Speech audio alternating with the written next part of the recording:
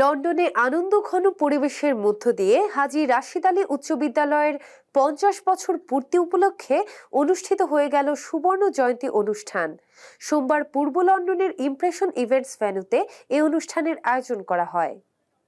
সহকর্মী ফজলুল হক জানান, অনুষ্ঠানের শুরুতে বর্ণাঢ্য রেলে করে হলে প্রবেশ করেন প্রাক্তন শিক্ষার্থীরা।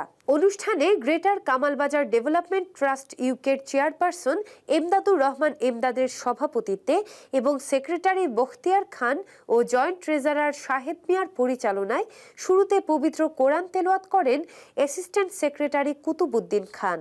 অতিথি হিসেবে বক্তব্য রাখেন লন্ডন বরো অফ নিউহ্যামের councillor chair Rahima Rahman, BBCCI এর সাবেক president Shahgir Bakht Faruk, London borough of Newham councillor Mujibur Rahman, বিশিষ্ট কমিউনিটি ও রাজনৈতিক ব্যক্তিত্ব লোকমান হোসেন, মকসুদ রহমান, মিসবাউর রহমান, মজনু মিয়া ও শাহিন মুস্তফা, হাসনাত চৌধুরী রুমেল, নূরজাহান মতিন, আম্বিয়া খানম, আমিনা আলী ও ইমরানা রহমান সহ অন্যান্যরা।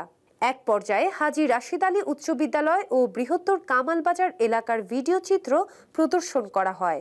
গত 50 বছরের অনেক পুরাতন নতুন মিলে ছাত্রছাত্রী অংশগ্রহণ করেছেন আজকের অনুষ্ঠানে। তাদের প্রচেষ্টায় এত বড় একটা অনুষ্ঠান আমরা করতে পারবো, এটা আসলে আমি এর আগে ভাবিনি।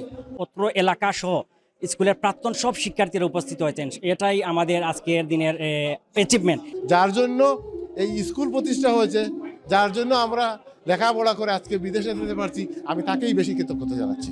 Britain, America, Canada, France, Portugal, Italy, Bangladesh সহ আপনারা সবাইকে আমরা গ্রেটার কামালবাজার ডেভেলপমেন্ট ট্রাস্ট এবং এই অনুষ্ঠানের পক্ষ থেকে আমরা ধন্যবাদ জানাচ্ছি।